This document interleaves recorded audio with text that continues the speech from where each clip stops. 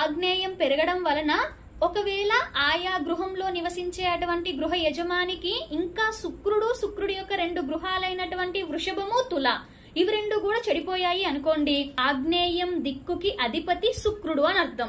అలాంటి శుక్రుడు ఆయన 2 గృహాలు పాడైపోయాయి, అలాంటి వ్యక్తికి మళ్ళీ ఆగ్నేయం పెరిగినటువంటి స్థలం దొరికింది.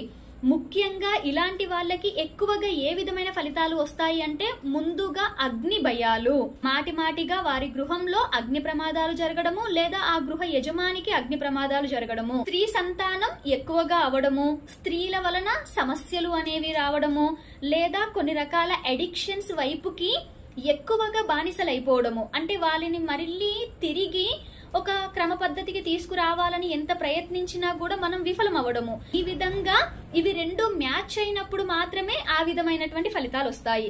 కేవలం ఒకదాని ద్వారా మాత్రం కాదండి, అది గమనించండి.